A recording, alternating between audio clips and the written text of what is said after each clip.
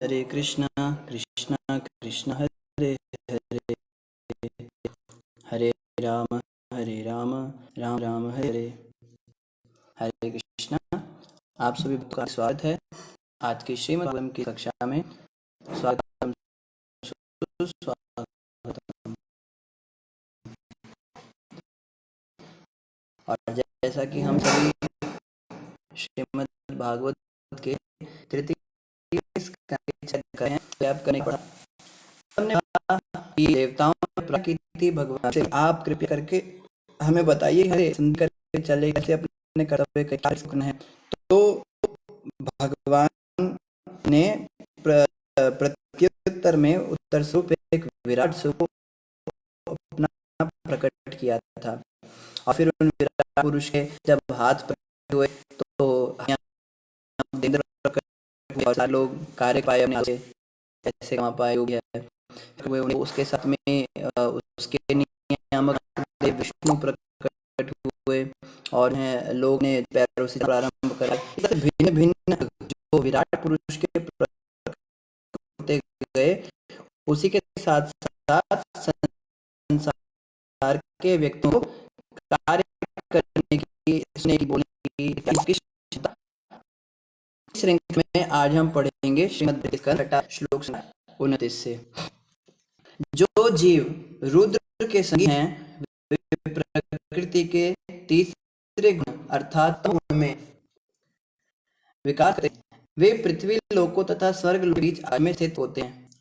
तो यहाँ है कि रुद्र भगवान जो है, भगवान शंकर जो हैं, उनके जो संगी होते हैं वो प्रकृति के तीसरे गुण अर्थात में विकास करते हैं। इस संसार में हर व्यक्ति जो है वो अलग अलग स्वभाव का होता है। देखते हैं ना, अलग होता है, अलग अलग नेचर अलग होता है। कहता है भैया मेरा नेचर है, मुझे बहुत जल्दी जाता है। कहता है नेचर बड़ा आलसी है, मुझे मेरे ज्यादा काम नहीं हो सकता। कोई कहता है मेरा नेचर तो है मैं एक जगह नहीं रहता। कहता है मेरा नेचर जो है बस मुझे एक काम पकड़ा दो, मैं ज्यादा माथा पच्ची नहीं करता।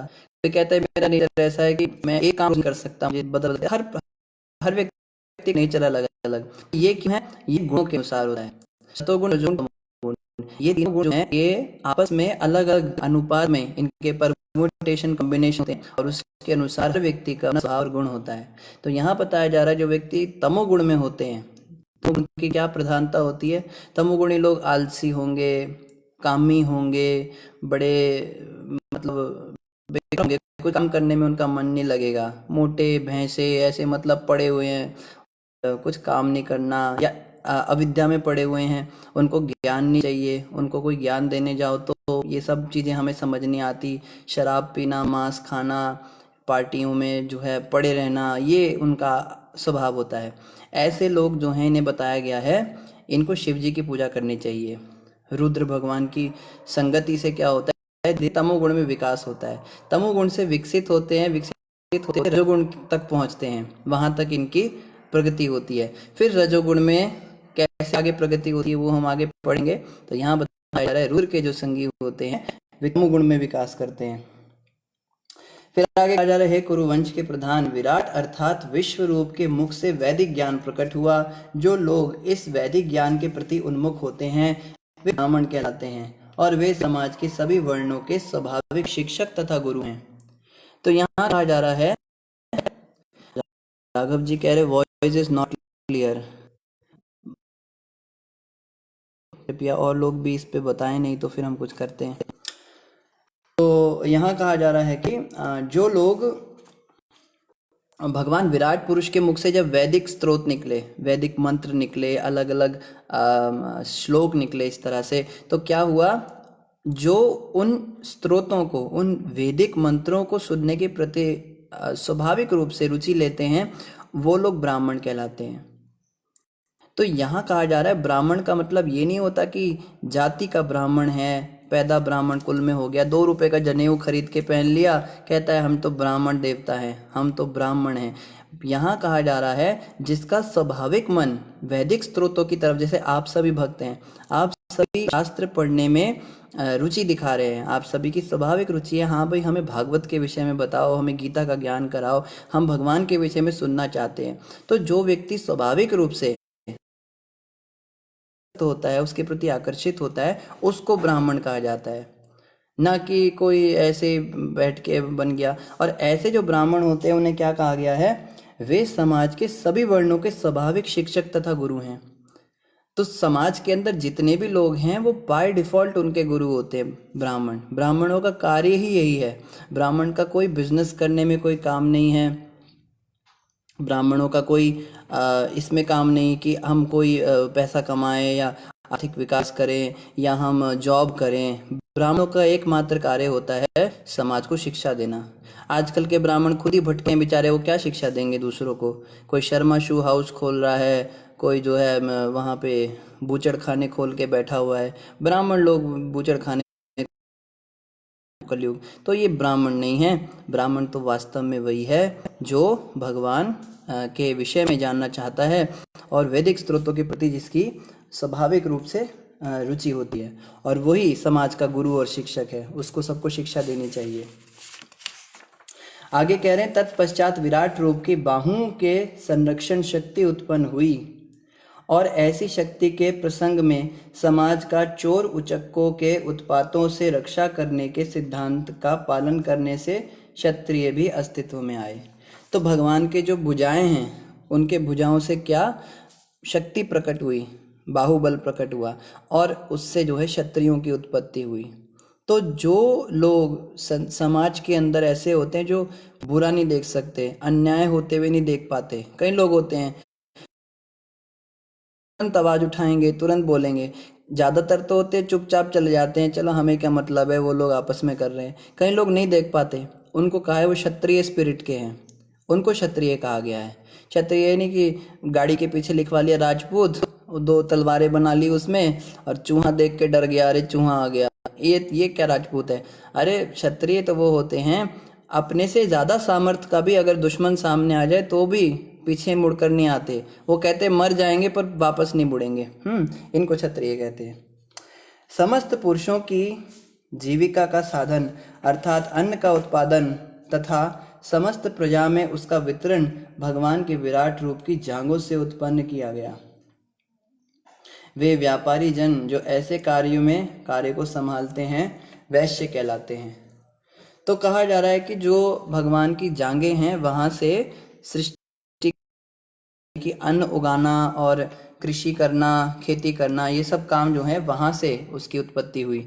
और जो लोग स्वाभाविक रूप से रुचि रखते हैं फार्मिंग करने में, गौ रक्षा करने में या बिजनेस करने में, ये लोग वैश्य कहलाते हैं। सब कुछ जो है वो अपने स्वभाव के अनुसार हो रहा है, कुछ भी ऐसे नहीं हो रहा है कि जातिवाद या ये सब चीज़ें यहाँ पर नहीं दी गई हैं भागवत में। तत्पश्चात धार्मिक कार्य पूरा करने के लिए भगवान के पैरों से सेवा प्रकट हुई। पैरों पर शूद्र स्थित होते हैं जो सेवा द्वारा भगवान को तुष्ट करते हैं। तो आगे क्या कहा जा रहा है, सारे के सारे जो धार्मिक कार्य हैं उनको करने के लिए भगवान के पैरों से सेवा प्रकट हुई। तो भगवान की सेवा या भक्तों की सेवा जो है ये सबसे ऊंची स्थिति बताई जाती है कि जब हम सेवक बन जाते हैं भगवान के, वही जीवन की सिद्धि है। तो ये जो सेवा करने की भावना जिसमें स्वाभाविक रूप से होती है उसको शूद्र कहा जाता है। तो शूद्र कोई निचली जाति, कोई वर्ण या कोई वैसी बात नहीं है।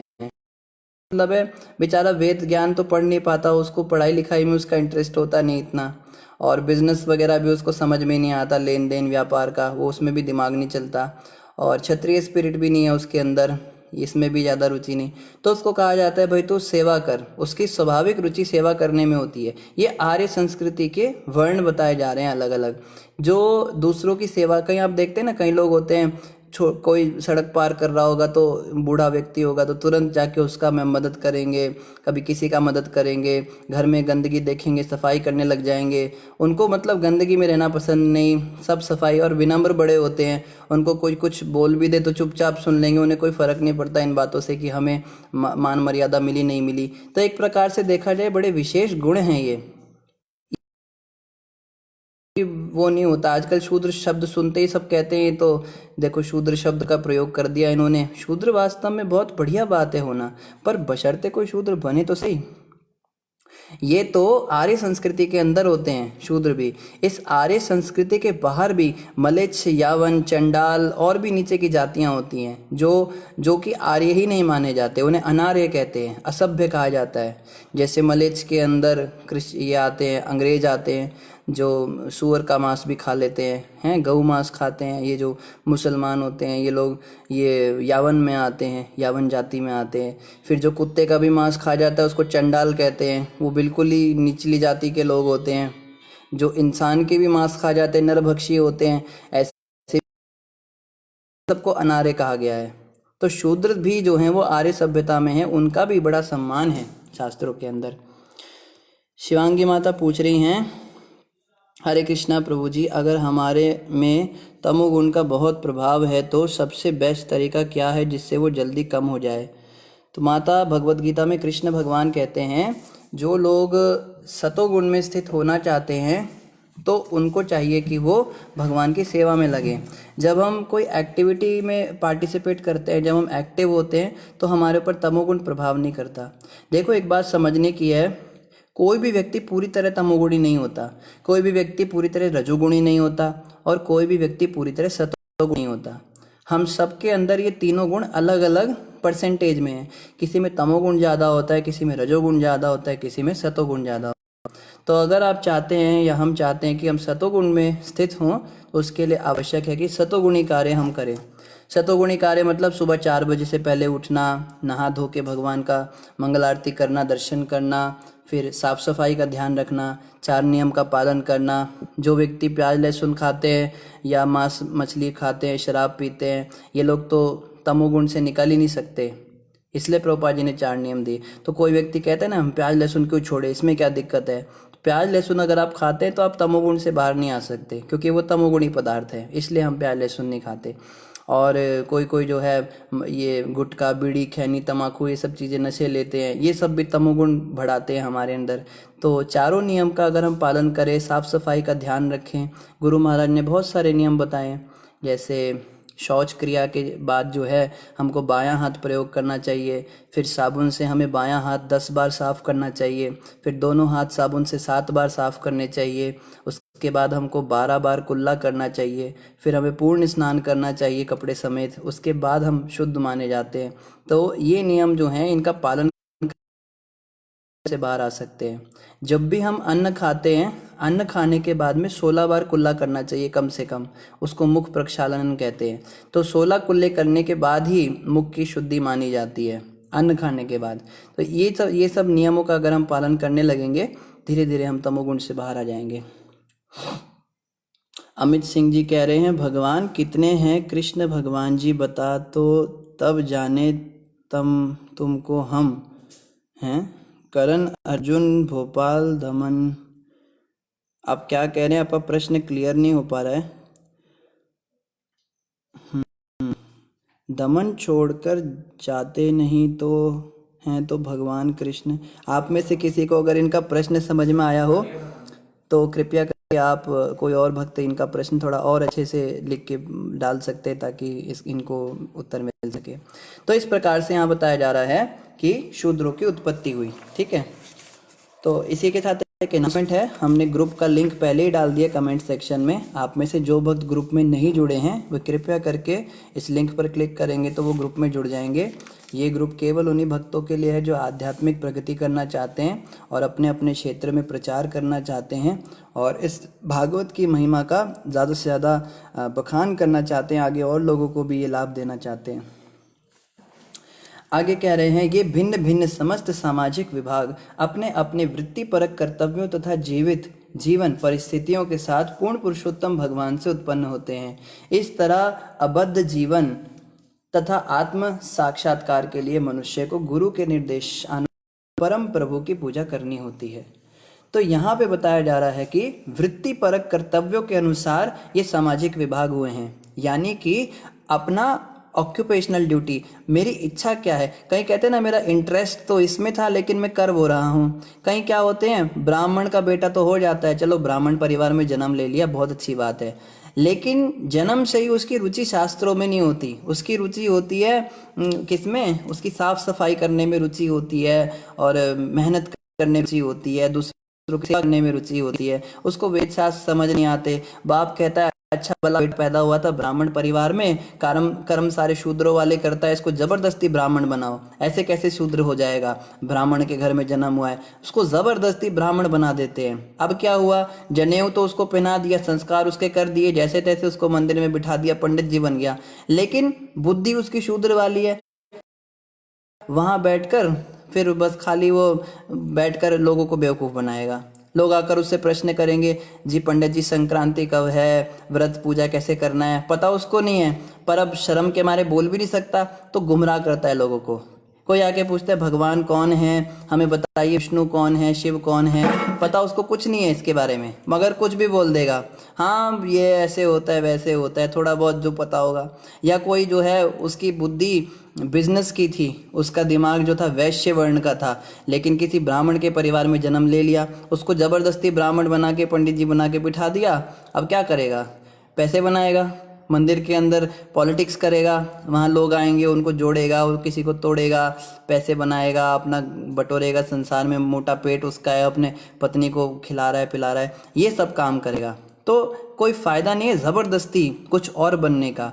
जो हमारा वृत्तिपरक कार्य है ना उसको करना चाहिए। जैसा यहाँ पे बताया जा रहा है कि अगर किसी का इंटरेस्ट बिजनेस में है तो आप वैश्य बन जाइए, आप क्यों ज़बरदस्ती मंदिर में बैठ के ऐसे नाम खराब करते हो। या कोई व्यक्ति जो है वो कई बार हम देखते हैं उसका दिमाग ब्राह्मणों वाला होता है, उसका इंटरेस्ट होता है कि भगवान के बारे में जानूं, अपने अपने बारे में जानूं, मगर परिवार के प्रेशर ऐसा होता है या ऐसे घर में उसका जन्म होता है, मांस मछली चलता है उस घर में, बचपन से उसको ज़बरदस्ती वो सब खिलाया जाता है।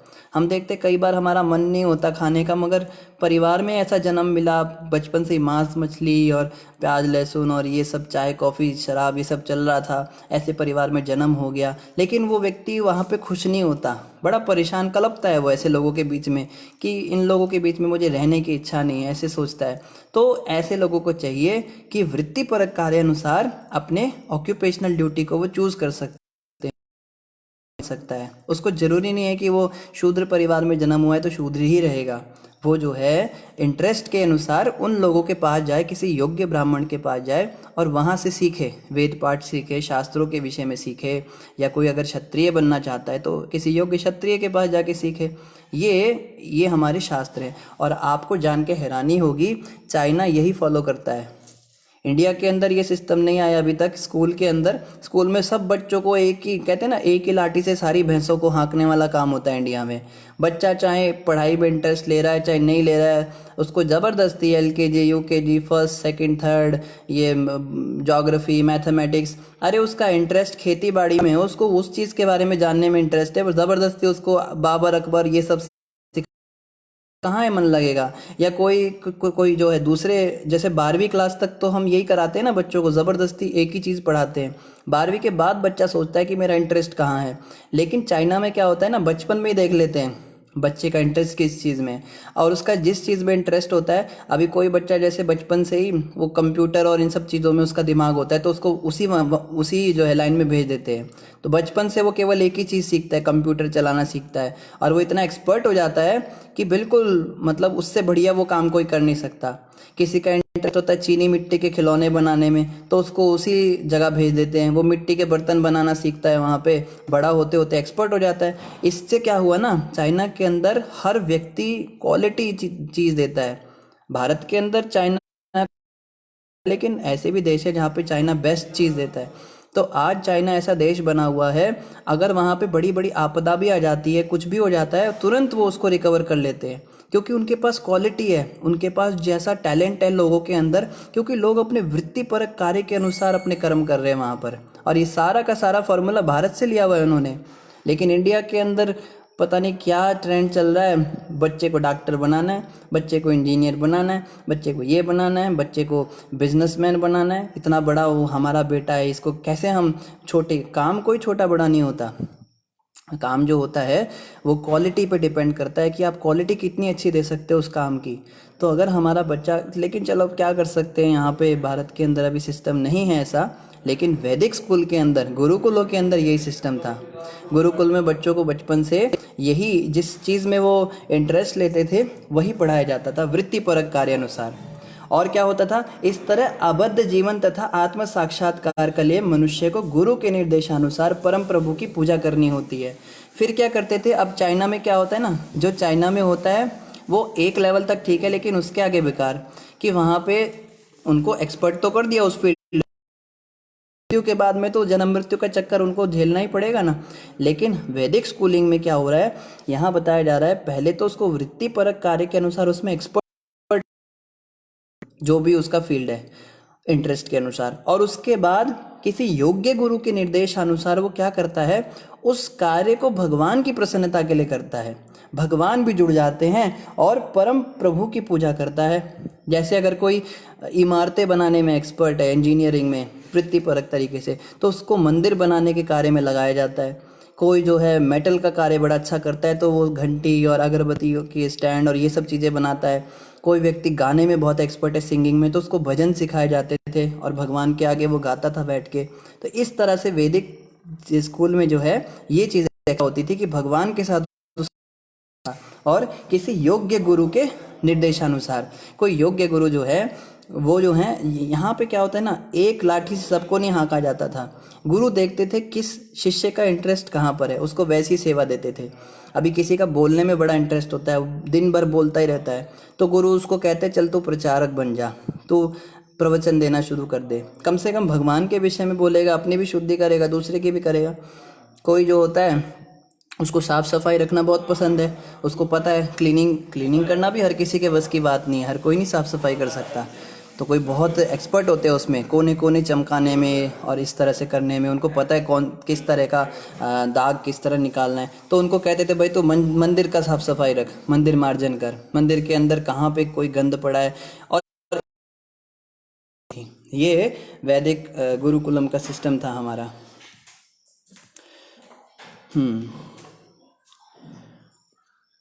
शिवांगी माता कह रही है प्रभु जी आपने क्लियर नियम के लिए बताया, 4 नियम के लिए बताया, एक अनमैरिड व्यक्ति के लिए 4 नियम में जो 4th नियम है नो इलिसिट रिलेशन का तात्पर्य क्या है।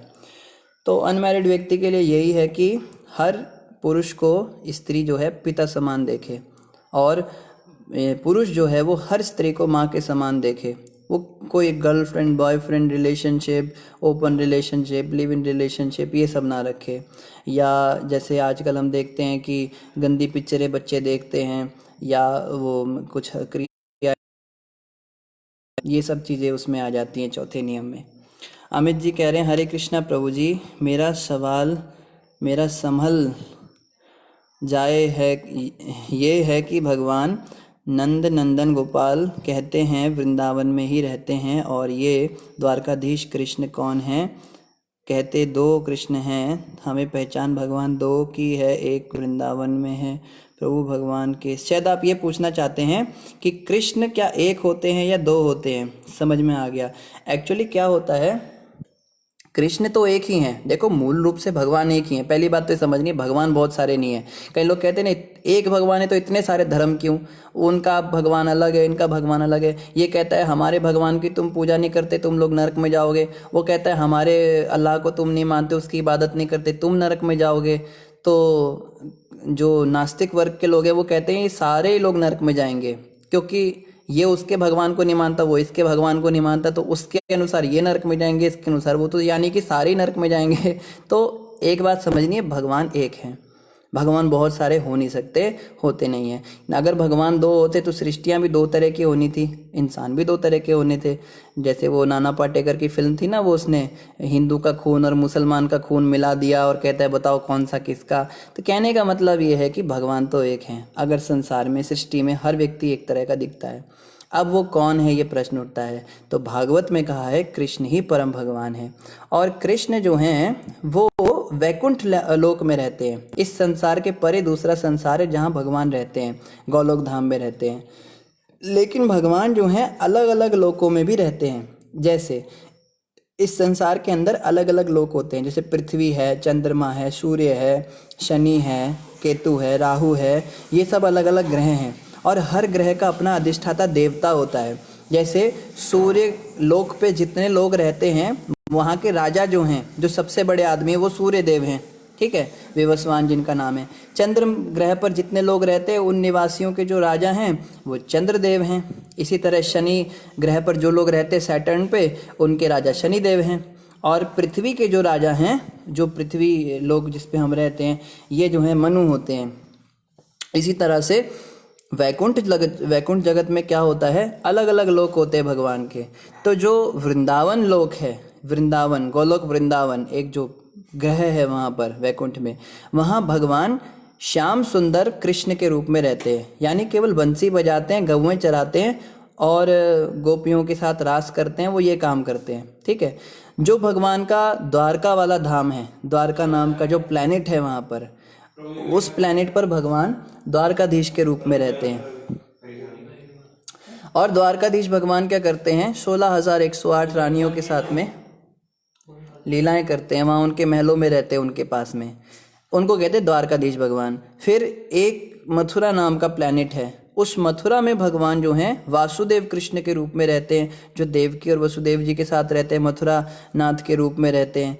तो अलग अलग लोकों पर, जैसे एक लोक है जहाँ पे नरसिंह भगवान रहते हैं, वहाँ केवल नरसिंह भगवान के भक्त रहते हैं उस पूरे लोक पर। एक जगह जहाँ वामन भगवान रहते हैं, वहाँ के जो मेन राजा हैं, वहाँ के जो देवता हैं, और वामन भगवान के लोक पर केवल वामन भगवान के भक्त रहते हैं। तो ये सारे जो अलग अलग लोक हैं, जैसे वृंदावन, मथुरा या द्वारका, इनकी एक एक छाप इस पृथ्वी पर है, इनकी एक छाया इस पृथ्वी पर है। इस पृथ्वी में जो वृंदावन है वो उस गोलोक वृंदावन लोक की एक छाया है, और इसमें उसमें कोई अंतर नहीं है, ऐसा भी समझना है। इसी तरह से कैलाश पर्वत जो है वो एक लोक है पूरा अपने आप में, वो पर्वत की एक छाप इस पृथ्वी पर है, और उस कैलाश पर्वत पर भगवान सदाशिव रहते हैं, जो विष्णु के ही समान होते हैं। तो समझने की बात यह है कि भगवान अलग अलग रूपों में निवास करते हैं, लेकिन मूल रूप से भगवान एक ही हैं, जो भगवान कृष्ण हैं। अब कृष्ण ही सदाशिव का भी रूप ले लेते हैं, कृष्ण वृंदावन विहारी का रूप ले लेते हैं, कृष्ण वामन भगवान का रूप ले लेते हैं, कृष्ण नरसिंह भगवान का रूप ले लेते हैं। तो भगवान तो क्या हैं, अद्वैतम अच्युतम अनादिम अनंत रूपम, ब्रह्म संहिता में कहा है। भगवान के तो बहुत सारे रूप हैं, लेकिन मूल रूप से कृष्ण ही परम भगवान हैं। और प्रभुपाद जी ने हमें कहा है कि हम श्याम सुंदर कृष्ण के पुजारी हैं। हमें तो गोलोक वृंदावन में जाना है, जहाँ भगवान बंसी बजाते हैं। हमें द्वारकाधीश कृष्ण के पास भी नहीं जाना है, और हमें वासुदेव कृष्ण के पास भी नहीं जाना है। हमें उम्मीद है यही आपका प्रश्न था। तो इस प्रकार से जो है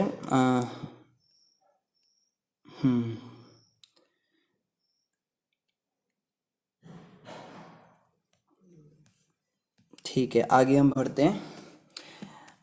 आगे यहाँ पे क्या बताया जा रहा है, हे विदुर, पूर्ण पुरुषोत्तम भगवान की अंतरंगा शक्ति द्वारा प्रकट किए गए विराट रूप के दिव्य काल, कर्म तथा शक्ति को भला कौन माप सकता है या उसका आकलन कर सकता है। तो आगे कह रहे हैं, हे विदुर, अब आप सबके लिए प्रश्न है, आप बताइए कौन कह रहे हैं, विदुर को ये वाली बात कौन बता रहे हैं। हे विदुर, पूर्ण पुरुषोत्तम भगवान के अंतरंगा शक्ति द्वारा प्रकट किए गए विराट रूप के दिव्य काल कर्म शक्ति को भला कौन माप सकता है। तो अगर हम ये सब पढ़ रहे हैं कि परम पुरुष के हाथ प्रकट हुए तो ये बना, आंखें प्रकट हुई तो वो बना, पैरों से ये बनी, सृष्टि ऐसे बनी, ये हुआ वो हुआ, ये सब केवल हम एक आइडिया ले रहे हैं। एग्जैक्टली क्या हुआ था, क्रिएशन कैसे हुई, ये तो कोई नहीं जान सकता। ये तो ब्रह्मा जी भी नहीं जान सकते कि सृष्टि शुरू कैसे हुई, लेकिन एक आइडिया दिया जा रहा है। हाँ भाई, महाविष्णु सांस छोड़ते हैं तो ब्रह्मांड बन जाते हैं, फिर उन सब के अंदर गर्भोदक्षय विष्णु के रूप में भगवान प्रवेश करते हैं, फिर नाभि कमल से ब्रह्मा निकलते हैं। एक जनरल आइडिया, एक खाली एक कहते हैं ना, खाली हमको एक वो दिया जा रहा है कि हाँ कुछ ऐसा हुआ है।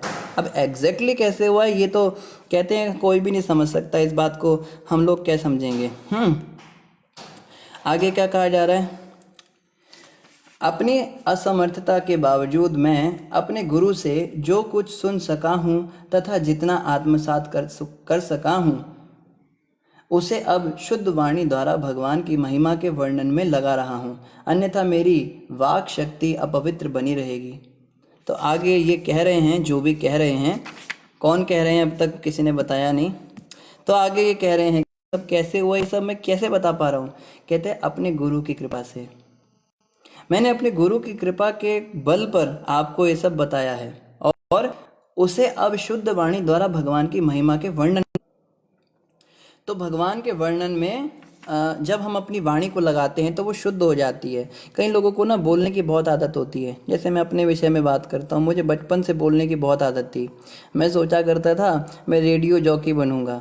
रेडियो स्टेशन पे लोगों का यही काम होता है बोलने का, या कॉल सेंटर में जॉब कर लूँगा। बोले बिना रहा नहीं जाता है ऐसे लोगों से। तो यहाँ मैत्रेय ऋषि कह रहे मैं भी ऐसे ही नेचर का हूँ, मुझे भी बोलने की इच्छा होती है, लेकिन मेरी वाणी अपवित्र है। मेरे मुंह से केवल इधर उधर की बातें, निंदा चुगली, संसार की बातें, ये सब निकलती हैं। तो कह रहे हैं जब इस वाणी को भगवान के वर्णन में मैं लगाता हूं तो मेरी वाणी शुद्ध हो जाती है। हम जो है ये प्रचारक के या किसी भी कथावाचक के मन में, दिमाग में फिक्स होनी चाहिए, मैं जो कथा कर रहा हूँ इससे मेरी वाणी का सुधार हो रहा है। मेरी कथा से बहुत भक्त बन जाएंगे, बहुत आत्माओं का उद्धार हो जाएगा, संसार ये भव पार लग जाएंगे। ये लोग क्या पार लगेंगे, मैं खुद ही पार नहीं लग पाया। इस बात को समझना है। जब हम किसी के सामने जाकर भगवान के विषय में चर्चा करते हैं, भगवान की बातों को बताते हैं, तो यही भाव हमारे अंदर होना चाहिए कि ये कार्य हम केवल और केवल अपनी वाणी की शुद्धता के लिए कर रहे हैं, कि भाई मेरी वाणी शुद्ध हो जाए।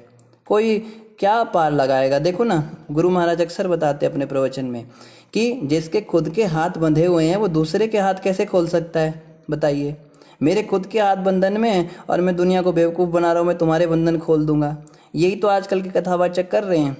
पहले कथा करना शुरू करते हैं, या थोड़ा कीर्तन भजन गाने में अच्छे होती है, गला आवाज़ अच्छी होती है उनकी, लोग तो बेचारे भोले भाले होते हैं। लोग आके कहते हैं हम आपसे दीक्षा लेना चाहते हैं, आप हमारे गुरु बन जाइए, और वो लोग भी गुरु बन जाते हैं।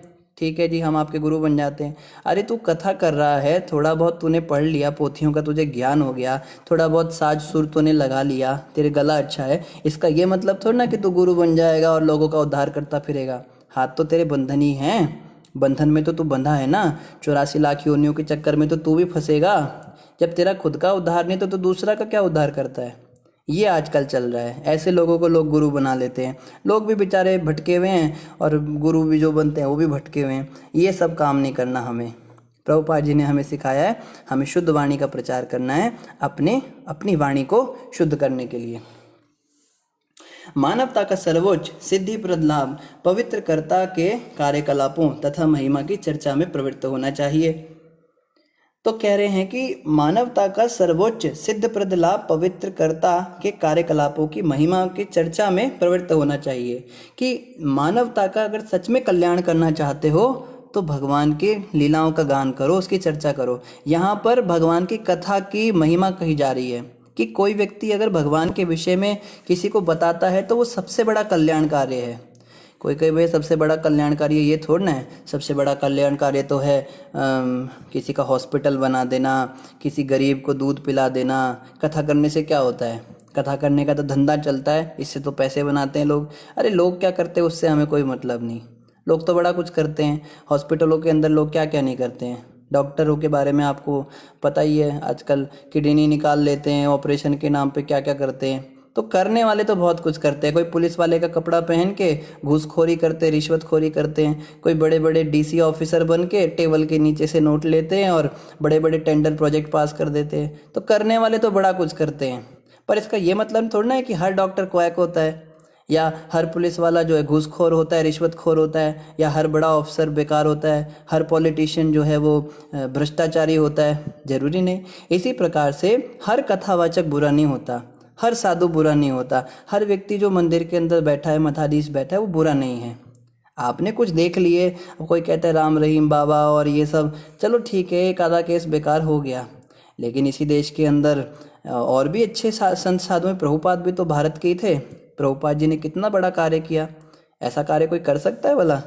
उन विदेशियों को जो गाजर मूली की तरह मांस खाते थे, गऊ मांस खाते थे, उनके प्याज लहसुन छुड़वा दिए प्रभुपाद जी ने।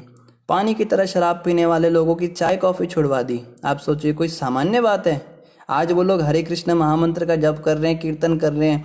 उनकी औरतें जो लगभग नग्न होकर घूमती थी, वो साड़ियाँ पहन रही, सिर ढक रही हैं। हमारी औरतें तो सिर ढकने की बात छोड़िए, क्या क्या करती हैं क्या बताया जाए। वहाँ की स्त्रियाँ सिर ढक रही हैं, साड़ी पहन रही हैं, और आदमी लोग जो हैं ब्रह्मचारी सन्यासी बन रहे हैं।